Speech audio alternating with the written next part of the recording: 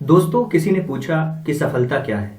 सफलता सही समय पर सही चीज को सही तरीके से करना ही सफलता है। हेलो दोस्तों, द मिशन डेवलपमेंट एकेडमी में आप सभी लोगों का स्वागत है।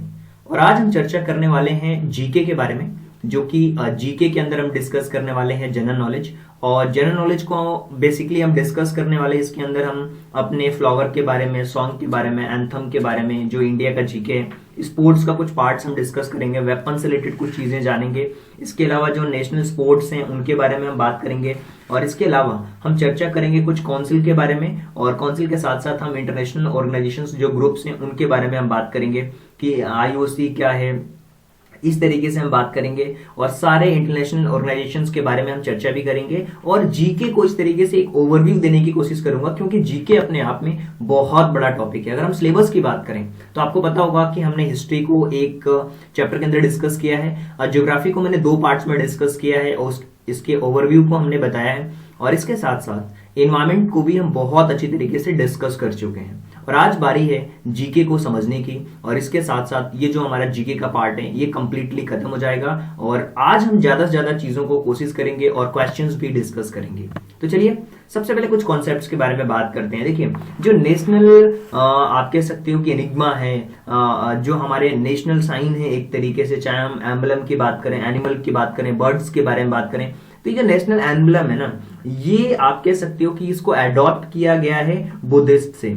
और ये जो कैपिटल ऑफ अशोका, जैसे सारनाथ वाराणसी के अंदर है, उत्तर प्रदेश, वहां से ये लिया गया एम्बलम, जिसको हम अशोक स्तंभ कहते हैं। क्या कहते हैं इसको हम कहते हैं अशोक स्तंभ, राइट। ये आप कह सकते हो कि इंडिया के क्या है, नेशनल नेशनल साइन है, आप कह सकते हो। जैसे आपसे पूछता है कि नेशनल, कोई भी पूछता है कि नेशनल एनिमल कौन सा है, तो चीता है, टाइगर है, राइट। और अगर हम पक्षी की बात करें, नेशनल बर्ड की बात करें तो वो पीकॉक है। और नेशनल फ्रूट की बात करें तो वो मैंगो है।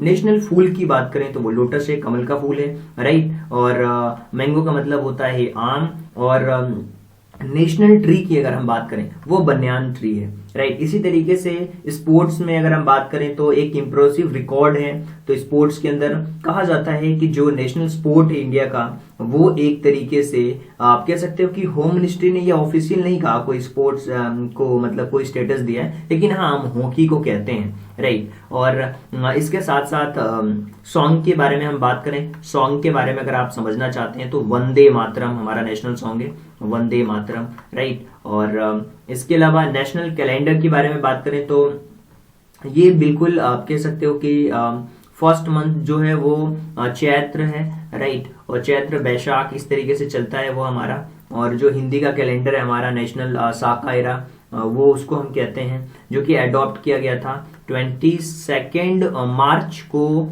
1957 के अंदर, राइट। और नेशनल लोटस जो है ऑफिशियली हम इसको हम जानते हैं नेशनल फ्लावर लोटस है हमारा, जिसको हम जानते हैं निलम्बो न्यूसिफेरा, राइट। ये नेशनल फ्लावर है। इसी तरीके से अगर आपसे पूछा जाता है कोई भी क्वेश्चन, अगर मान लीजिए पूछा जाता है कि नेशनल सेंटेंस क्या है, तो सत्यमेव जयते। मैं आपको बता देता हूँ, बहुत सारी ऐसी चीजें होंगी जिसको मैं लिख नहीं पाऊंगा, लेकिन आपको पता होनी चाहिए। इसी तरीके से नेशनल लैंग्वेज की अगर हम बात करें तो वो हमारी हिंदी है। इसी तरीके से father of nation Mahatma Gandhi, right, father of nation Mahatma Gandhi है। और national foreign policy non alignment, ये है हमारा non alignment, right. National information letter white letter है, राइट। और इसी तरीके से हमारा नेशनल करेंसी रुपीज है हमारी करेंसी। आपको पता होना चाहिए। नेशनल फेस्टिवल के बारे में बात करें तो 26 जनवरी, 15 अगस्त और 2 अक्टूबर महात्मा गांधी का जयंती है। इसके अलावा रिवर की बात करें तो गंगा है हमारी नेशनल रिवर। अगर हम एक्वेटिक एनिमल के बारे में बात करें तो गंगा डॉल्फिन है, डॉल्फिन। और हेरिटेज के बारे में बात करें तो एलिफेंट है हमारा नेशनल हेरिटेज का, हाथी है। तो इस तरीके से सारी चीजें आपको पता होनी चाहिए। बहुत बार ऐसा होता है कि हम रैंक्स के मामले में कंफ्यूज होते हैं, और ये मैं जो आपको रैंक्स बता रहा हूं ना, वो बता रहा हूं ऑफिसर्स की, जो कमीशन्ड ऑफिसर्स हैं उनकी बता रहा हूं मैं। एक तरफ हमारी आर्मी होती है, राइट, और एक होती है हमारी एयरफोर्स, और उसके अलावा नेवी। ये इनमें आपको समझना पड़ेगा। सबसे पहले आर्मी की बात करें तो जनरल होते हैं, फिर लेफ्टिनेंट जनरल होते हैं, और इसके अलावा मेजर जनरल होते हैं, मेजर जनरल होते हैं, और इसके अलावा ब्रिगेडियर होते हैं, ब्रिगेडियर, राइट, और इसके अलावा कर्नल होते हैं, राइट, और लेफ्टिनेंट कर्नल होते हैं,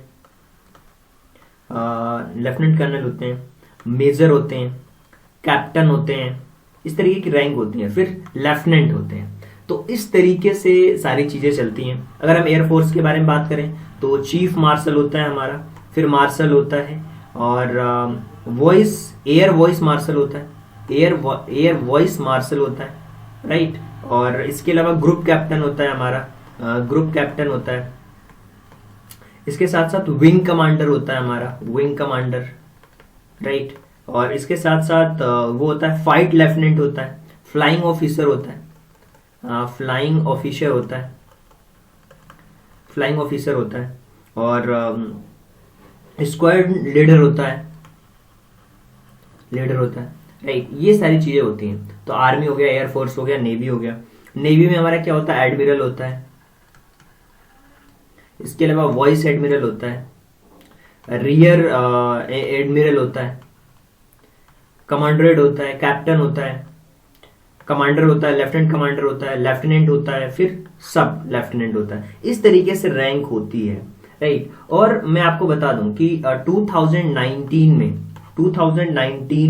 जो कैबिनेट की कमेटी थी, एक सिक्योरिटी एस्टेब्लिश किया गया, chief of defence staff, chief of defence staff, ये किया गया कंप्लीटली 2019 में, दिसंबर में, जो कि तीनों के बीच में कोऑर्डिनेशन का काम करेगा, तीनों सर्विसेज के बीच में, चाहे वो हमारी आर्मी हो, चाहे नेवी हो, चाहे वो एयरफोर्स हो। Chief of defence staff, chief of defence staff, right. और इस तरीके से कंप्लीटली प्रोसेस हमारी चलने वाली है। इंडियन आर्मी की अगर हम कमांड्स की बात करें, इंडियन आर्मी की कमांड्स की बात करें, हम इंडियन जो आर्मी है इसकी कमांड्स की बात करें, तो इसको भी आपको समझना पड़ेगा कि इंडियन आर्मी की जो कमांड्स है वो किस तरीके से वर्क करती है। अगर हम सेंट्रल कमांड्स की बात करते हैं तो ये हमारी लखनऊ में है। कहाँ पे है? ये लखनऊ में है। इसके साथ साथ ईस्टर्न कमांड की बात करते हैं हम, तो ये हमारी कहाँ है? कोलकाता में है। इसके अलावा नॉर्थन कमांड की बात करें तो ये हमारी है उधमपुर में, उधमपुर में है, राइट। और साउथर्न कमांड की बात करें तो ये कहाँ पे है हमारी? साउथर्न कमांड है हमारी पुणे में। और साउथर्न कमांड और SW commands, southern west command जो है वो जयपुर में है। कहाँ पे है? जयपुर में। और वेस्टर्न कमांड की अगर हम बात करें, वेस्टर्न कमांड, तो वो हमारी है छत्तीसगढ़ में। और ट्रेनिंग कमांड वो शिमला में है। तो ये सारी चीजें आपको पता होनी चाहिए। ट्रेनिंग कमांड जो है ARTARC, तो ये शिमला में है। तो इस तरीके से कंप्लीटली आपको समझना पड़ेगा, उस कॉन्सेप्ट को समझना पड़ेगा। और ये जो एयरफोर्स कमांड्स हैं उसके बारे में भी समझ लेते हैं। अभी तक हमने इंडियन आर्मी के बारे में देखा, अब एयरफोर्स कमांड के बारे में हम बात कर लेते हैं। अब ये जो एयरफोर्स कमांड है ना, इसके अंदर आपका सेंट्रल एयरफोर्स कमांड इलाहाबाद में है। सेंट्रल एयरफोर्स जो कमांड है, सेंट्रल एयरफोर्स कमांड, वो कहां पे है? इलाहाबाद में है, इलाहाबाद में, राइट। इसी तरीके से ईस्टर्न की बात करें तो वह हमारा शिलोंग में है।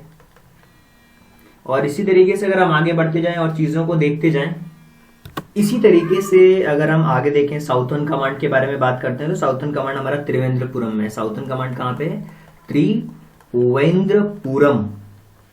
और अगर आपसे पूछ लिया जाता है कि साउथर्न वेस्ट, वो हमारा गांधीनगर में है। कहाँ पे है वो? गांधीनगर में है। और इसी तरीके से वेस्टर्न एयर कमांड कहाँ है? वेस्टर्न एयर कमांड वो हमारा है कंप्लीटली न्यू दिल्ली में, न्यू दिल्ली, राइट। और इसी तरीके से हमसे पूछा जाता है कमांड्स के बारे में, तो कमांड्स हमारा है हेडक्वार्टर का लोकेशन वहाँ पे है। और इसी तरीके से कमांड का जो फंक्शनल है वो हेडक्वार्टर लोकेशन में है। इस तरीके से मेंटेनेंस कमांड हमारा नागपुर में है। तो इस तरीके से आपको पता होना चाहिए कि ट्रेनिंग कमांड हमारा बेंगलुरु में है। ट्रेनिंग कमांड हमारा कहाँ पे है? बेंगलुरु में है। तो इस तरीके से हमें पता है हेडक्वार्टर के लोकेशन में कमांड का जो फंक्शनल होता है वो यहाँ पे काम करते हैं। कमांड के जो फंक्शनल है वो कहाँ पे है, जैसे कि ट्रेनिंग कमांड बेंगलुरु में है और मेंटेनेंस का जो कमांड है वो नागपुर में है। तो इस तरीके से चीजें आपको पता होनी चाहिए ताकि आप चीजों को और बेटर वे में समझ पाएंगे। नेवी की अगर हम बात करते हैं तो नेवी में काफी सारी चीजें हैं, जैसे कि वेस्टर्न नेवल कमांड की अगर बात करें तो वो मुंबई में है, और इसके अलावा ईस्टर्न नेवल कमांड की बात करते हैं तो वो विशाखापट्टनम में है, विशाखापट्टनम, राइट। और इसी तरीके से अगर हम साउथर्न नेवी कमांड के बारे में बात करते हैं तो वो कोची में है, राइट, कोची में है। अब जो बात हम करने वाले हैं नेवी के बाद में वो है हमारा वेपन्स। किसके बारे में बात करने वाले हैं हम वेपन्स के बारे में बात करने वाले हैं। वेपन्स का मतलब होता है हथियार। अब ये जो हथियार हैं वो किस तरीके से और कहाँ पे यूज करे जाते हैं इसके बारे में आपको समझना पड़ेगा। सबसे पहले तो डारागांव स्नाइपर राइफल, ये एक इंपोर्टेंट आर्मी का है। 30 राउंड फायर करता है 1 मिनट के अंदर, 1 मिनट के अंदर 30 राउंड फायर करता है वो हमारा स्नाइपर राइफल। इसी तरीके से गन भी हैं बहुत सारी, बेफोर्स की गन है, 30 किलोमीटर दूर से ही वो फायरिंग कर लेती है, आर्टिलरी लेके जा सकती है। C-17 है, वो ट्रांसपोर्ट आर्म्स है वेपन्स का। इसी तरीके से ये सारी प्रोसेस को आप समझ सकते हो। देखिए सबसे पहले अगर आपसे पूछा जाता है DRDO, चलिए इसके बारे में भी बता देता हूं। DRDO आपको क्या समझना पड़ेगा, DRDO का मतलब क्या होता है? DRDO का मतलब होता है defence research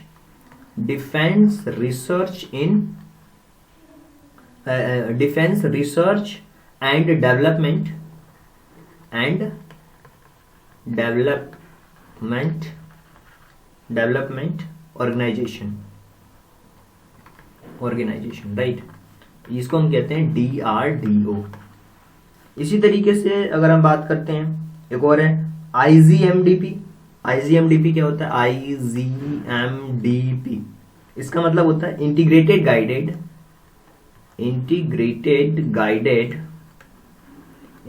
guided missile development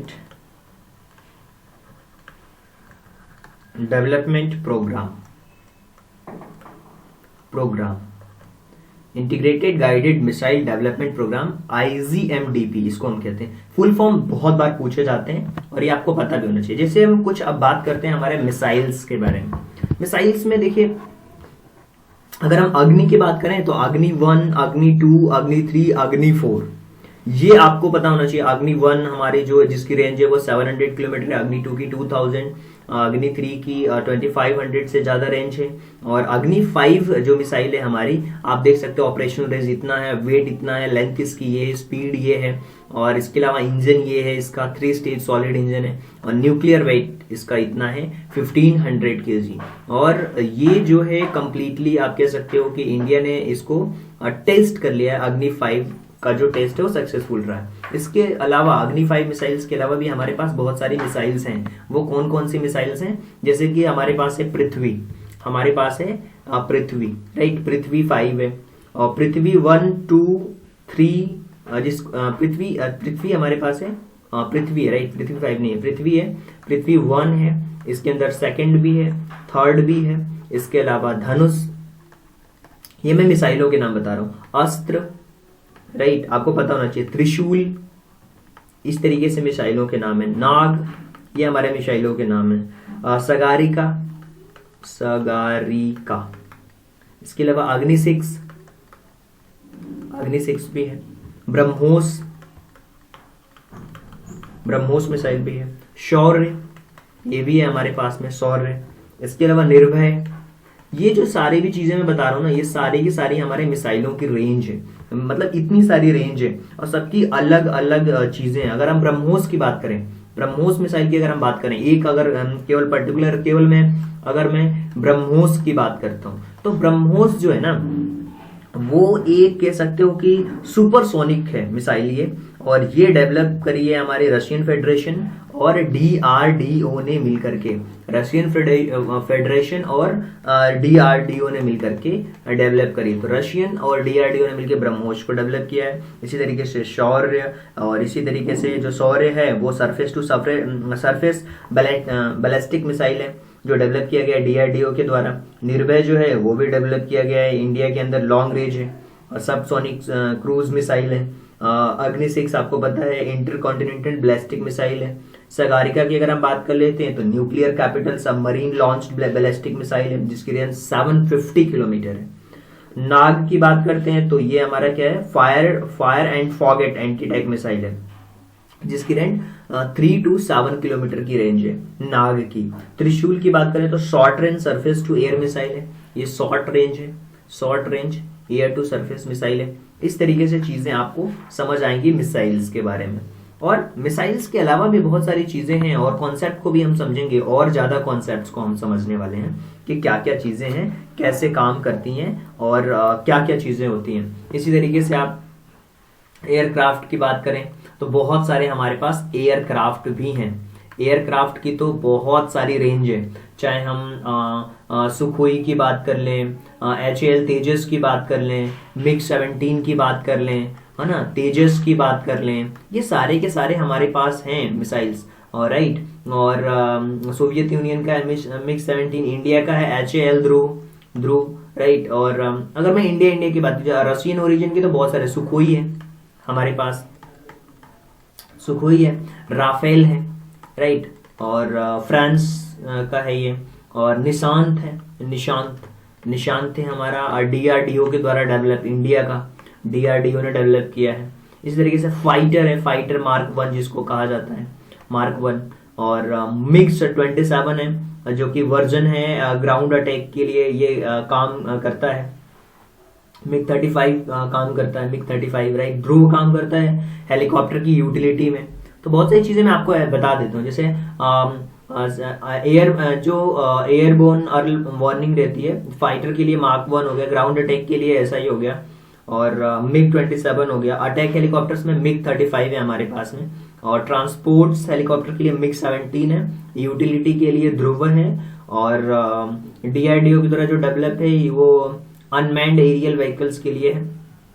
और ये सारी चीजें हमने बात कर ली अपनी जो मिलिट्री एयरक्राफ्ट्स के बारे में। इसी तरीके से सबमरीन का भी है, सबमरीन में भी है बहुत सारी चीजें। अब सबमरीन में कुछ इंपोर्टेंस मैं आपको बता देता हूँ। INS चक्र आप कह सकते हो कि ये एक नेटो टाइप है, न्यूक्लियर पावर्ड अटैक सबमरीन है। INS अरिहंत भी है।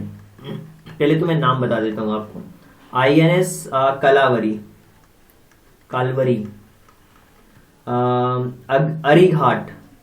अरिघाट भी है INS, और कारंज भी है, विक्रांत है, INS विक्रांत काफी फेमस। विराट भी है INS विराट, और प्रहार भी है INS प्रहार। और अलग अलग वार्षिक बेस भी हैं हमारे पास, और बेस तो हमारे पास बहुत जगह पे हैं, चाहे हम न्यू दिल्ली की बात करें, मैसूर की बात करें, है ना, प्रभाल की बात करें। इसके अलावा हम बात करते हैं तो कदम्बा है, INS विक्रमादित्य है, बिगेस्ट सीप एयरक्राफ्ट कैरियर है, कोलकाता, विशाखापट्टनम, कोची, अलग अलग जगहों पे है हमारे वारशिप और बेस, जहां वारशिप और बेस को एक्टिवेट कर दिया जाता है जब किसी देश में लड़ाइयां होती हैं। तो इतने सारे हैं, चाहे हम दिल्ली की बात कर लें, ये डिस्ट्रॉयर है, मैसूर में भी डिस्ट्रॉयर है, प्रभाल ये कॉर्वेट है, और INS तलवार जो कि आप कह सकते हो कि ये जो तलवार होती है ना उसको फ्रिगेट आप कह सकते हो कि इस तरीके का है वो। वॉरशिप और बेस के बारे में विक्रांत, विराट, प्रहार, ये सारी चीजें हैं। और इंडियन रडार भी है, इंद्रा 1, इंद्रा 2, ये रडार है हमारे। राजेंद्र है ना, 3D कार है, central acquisition radar. Swati weapons locating radar है हमारे पास, रडार भी है बहुत सारे। तो जैसे देखिए आप, जैसे मान लीजिए किसी चीज के बारे में आपको सर्च करना है तो थोड़ा सा मैं आपको होमवर्क देता हूं ताकि आप और बेटर तरीके से चीजों की लिस्ट आपके पास आ जाएगी। जैसे कि आपने सर्च कर दिया गूगल में इंडियन, अगर आपको समझना है Indian military Indian military aircraft, right. अब इंडियन मिलिट्री एयरक्राफ्ट में क्या होगा कि सारे की सारी जितनी भी मिलिट्रीज की एयरक्राफ्ट हैं वो आपके पास कंप्लीट लिस्ट आ जाएगी। इसी तरीके से सबमरीन, किसका, सबमरीन्स का भी आ जाएगा। इंडियन नेवी के बारे में पूरी डिटेल आपको आ जाएगी, आपको गूगल करके पूरी डिटेल मिल जाएगी। तो ये आपको होमवर्क है और कॉपी में नोट डाउन भी आप कर सकते हो। और ज्यादा दिक्कत है, आपको पूरे कंप्लीट नोट चाहिए तो यहाँ पे बिल्कुल नोट्स आपको मिल जाएंगे। इस नंबर पे आपको मैसेज करना है कि आपको जीके के चैप्टर नंबर 4 के कंप्लीट नोट्स चाहिए, तो वो नोट्स भी आपको प्रोवाइड करा दिए जाएंगे। और इसके अलावा रडार के, इंडियन रडार सर्च करोगे तो इंडियन रडार आपको मिल जाएंगे, RADAR। अब हम बात कर लेते हैं कुछ स्पोर्ट्स से रिलेटेड भी कुछ क्वेश्चंस पूछे जाते हैं। तो स्पोर्ट्स में क्या है, देखिए पहली तो कंट्री और एक तरफ नेशनल गेम्स। अपनी कंट्री का नेशनल गेम्स आपको पता होना चाहिए और दूसरी कंट्री का भी बहुत बार पूछ लिया जाता है। जैसे USA का आपसे पूछ लिया जाए तो उसका बेसबॉल है, क्या है, बेसबॉल है USA का। इस तरह स्पेन का पूछ लिया जाए तो स्पेन का क्या है, बुल फाइट है, बुल फाइट है ना, जो ये जो कह सकते हो कि जो घोड़े सांड जो लड़ते हैं, बुल फाइट उसको हम कहते हैं। कनाडा में हॉकी है, विंटर में आइस हॉकी और लैक्रोसी है। इंडिया में हॉकी आप कह सकते हो, इंडिया का। और इसके साथ साथ रशिया का फुटबॉल, चेस। रशिया का क्या है, फुटबॉल है और चेस है। और इसके साथ साथ में हम चाइना की अगर हम बात कर लेते हैं तो चाइना का टेबल टेनिस है, क्या है, टेबल टेनिस। इसी तरीके से ब्राजील का भी है, फ्रांस का फुटबॉल है, फ्रांस का क्या है, फुटबॉल, राइट, फ्रांस का फुटबॉल है।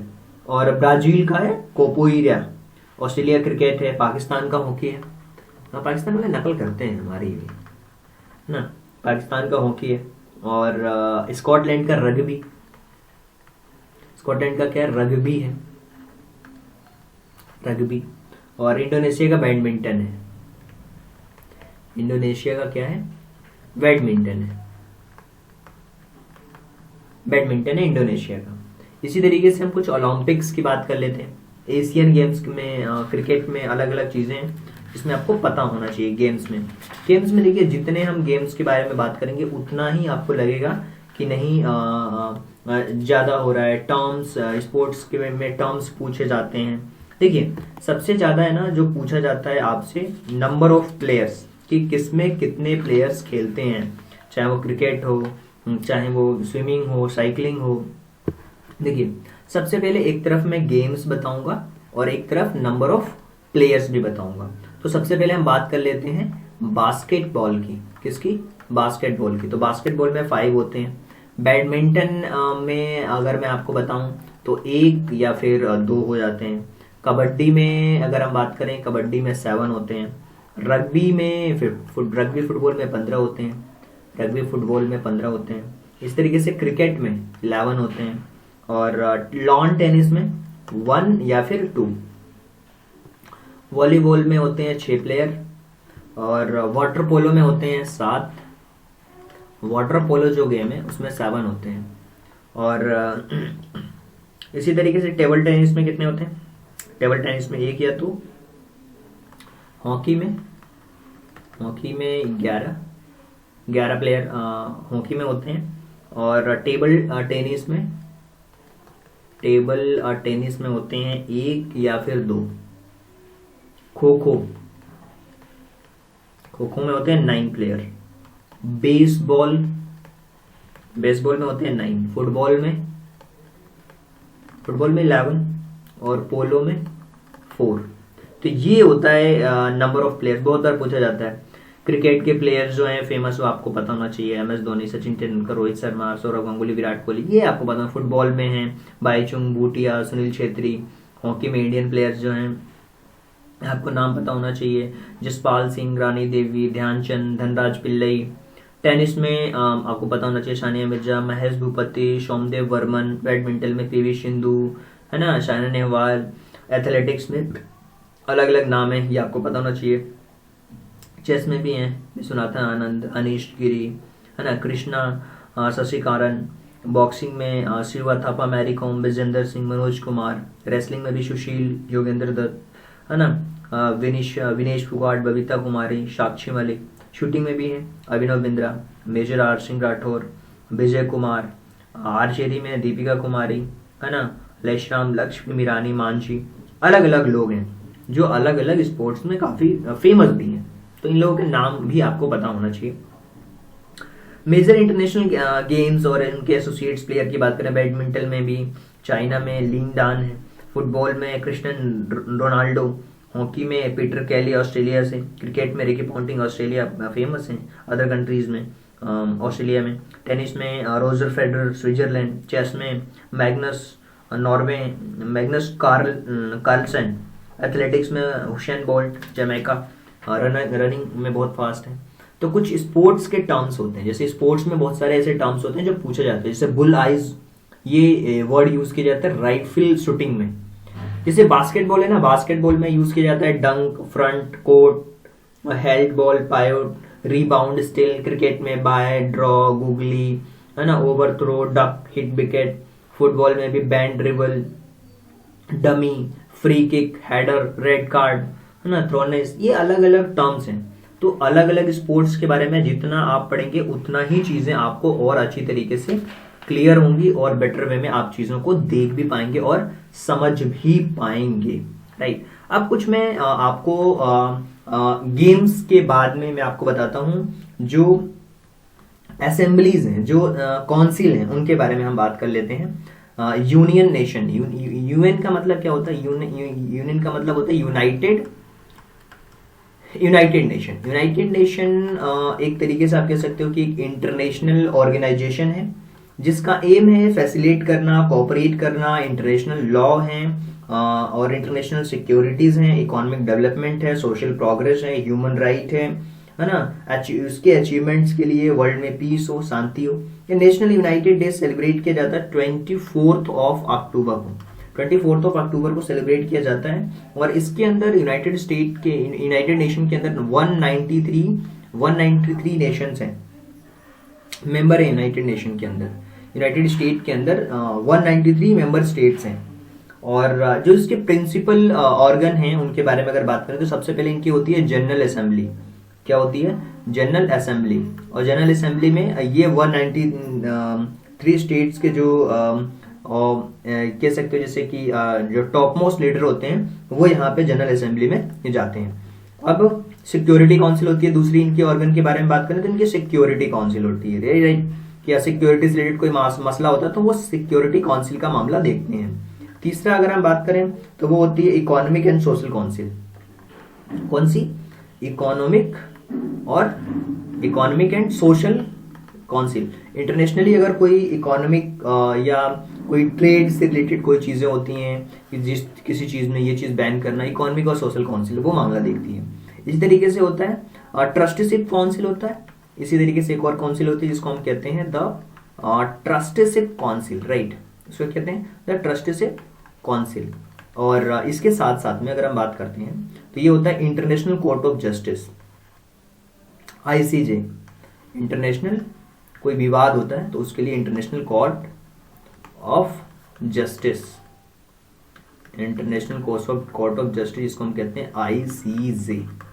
और इसके अलावा अगर हम इकोनॉमिक और इसकी बात करें तो इको एसओसी कहते हैं इसको। ये होते हैं हमारे यूनाइटेड स्टेट्स के मुख्य जो ऑर्गन होते हैं ना उनको हम कहते हैं। इसमें सेक्रेटरी भी होती हैं और ये जो होते हैं इनका प्रिंसिपल जो ऑर्गन होते हैं इनमें जो इंटर गवर्नमेंटल ऑर्गेनाइजेशन जो चार्ज प्रमोशंस होता है कोई चीज का या कलेक्टिवली कोई मेंटेन करते हैं इंटरनेशनल पीस को, तो वहां पे ये इंपॉर्टेंट रोल करते हैं।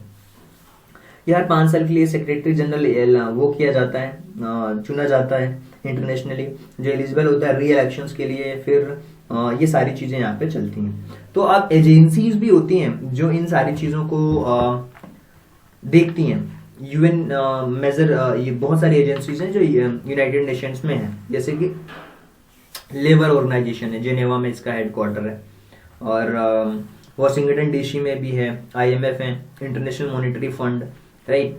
और ये सारी जो इंटरनेशनल नेशंस हैं इनमें क्या क्या चीजें हैं उन सब के बारे में हम चर्चा भी करेंगे, देखेंगे और जानेंगे और समझने की कोशिश करेंगे कि क्या क्या चीजें हैं इस इंटरनेशनल ऑर्गेनाइजेशंस के अंदर। अभी तक मैंने आपको बताया कि जो यूनाइटेड नेशन है, यूएन, इसके जो मेन ऑर्गन है जैसे कि जनरल असेंबली हो गई, सिक्योरिटी काउंसिल हो गया और इकोनॉमिक एंड सोशल काउंसिल हो गया, ट्रस्टीशिप काउंसिल हो गया, और ICJ मतलब कि इंटरनेशनल कोर्ट ऑफ जस्टिस हो गया। कुछ सेक्रेटरीज होते हैं, और ये कंप्लीटली आप कह सकते हो कि एक ओवरव्यू मैं आपको बता रहा हूँ, जो कि इसमें इलेक्शंस भी होते हैं। UN इलेक्ट करता है 5 साल के लिए। UN is elected for 5 years and eligible for re-elections, although none so far she has held office more than 2 terms, है ना। अब देखिए यहाँ पे इनकी एजेंसीज होती हैं। एजेंसीज क्या होती हैं, जैसे कि ILO एक एजेंसी है। अब ILO का मतलब क्या होता है? ILO का मतलब होता है इंटरनेशनल लेबर ऑर्गेनाइजेशन, और इसको एस्टेब्लिश किया गया था 1999 में। इसी तरीके से IMF है। IMF का मतलब होता है इंटरनेशनल मॉनेटरी फंड, और इसको 1945 में एस्टेब्लिश किया गया था। इसी तरीके से FAO है, ये क्या करती है? फूड एंड एग्रीकल्चर ऑर्गेनाइजेशन है, जो कि 1945 में इसको इसका जो हेडक्वार्टर है वो रोम के अंदर। इसी तरीके से IBRD है, international bank of reconstruction and development, that is 1944 में डेवलप किया गया। इसी तरीके से यूनिसेफ है। अब यूनिसेफ का क्या है? यूनिसेफ का ये है united national integration children and emergency fund. Children's and emergency fund के लिए ये 1946 न्यूयॉर्क में है। इसी तरीके से यूनेस्को है।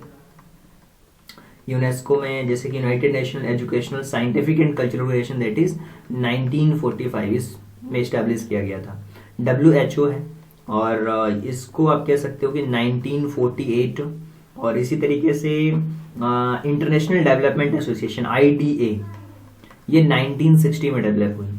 इसी तरीके से UNDP क्या हुआ? 1965 में ये डेवलप हुई, न्यूयॉर्क में इसका हेडक्वार्टर है। और ये इनके अलग अलग ऑब्जेक्टिव्स हैं। और टोटल नंबर ऑफ मेंबर्स अगर हम बात करें इसमें क्या बोलते हैं, जेनेवा में जिसका हेडक्वार्टर है ILO लेबर फंड 185 है मेंबर इसके। इसी तरीके से IMF national monetary fund, right, Washington DC में है इसका हेडक्वार्टर।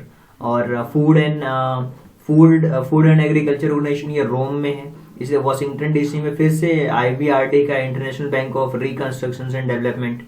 यूनिसेफ जो united national international children's emergency fund, इसका फुल फॉर्म है।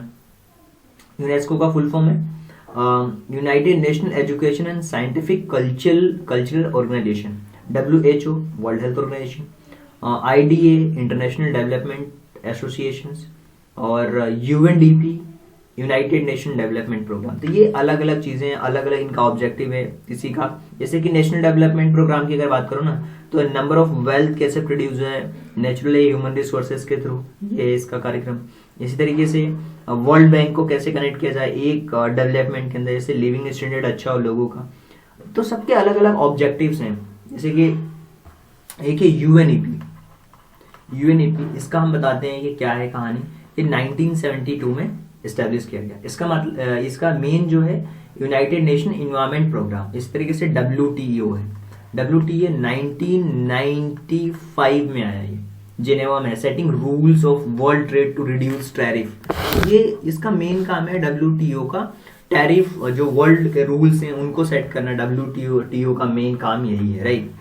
और बहुत ये जो है UN इन सारी चीजों को कह सकते हो कि कंट्रोल करता है, और इसके अलग अलग सबके मायने हैं और सबका ऑब्जेक्टिव अलग अलग है, राइट। अब हम बात करते हैं इंटरनेशनल ऑर्गेनाइजेशंस एंड उसके ग्रुप्स के बारे में। तो इंटरनेशनल कुछ ऑर्गेनाइजेशंस भी हैं। इंटरनेशनल ऑर्गेनाइजेशन का क्या है मतलब? देखिए, इंटरनेशनल ऑर्गेनाइजेशंस का सिंपल सा मतलब है कि रेड क्रॉस जो है वो इसके अंदर रेड क्रॉस है एक ग्रुप। रेड क्रॉस में क्या है? रेड क्रॉस में आप कह सकते हो कि 192 मेंबर्स हैं। इंटरनेशनल जो ह्यूमैनिटेरियन मूवमेंट्स होता है, जो सफर करते हैं वॉर और डिजास्टर में, उनको मैनेज करता है रेड क्रॉस। इसी तरीके से IOC है। IOC क्या करता है? ये इंटरनेशनल ओलंपिक कमेटी, इसमें 95 मेंबर्स हैं IOC के अंदर। International criminal police organisation Interpol 194 है इसके अंदर, इंटरपोल के अंदर, राइट। इसको हम कहते हैं इंटरपोल। इसी तरीके से कॉमनवेल्थ जो है वो इसके अंदर 53 मेंबर्स हैं।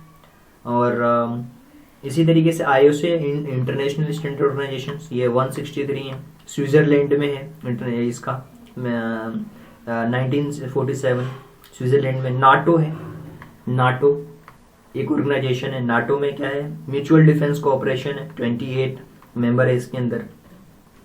ओपेक है, ओपेक कंट्रीज हैं जो organisation of petroleum and export countries, ये ऑस्ट्रिया में वियना के अंदर 13।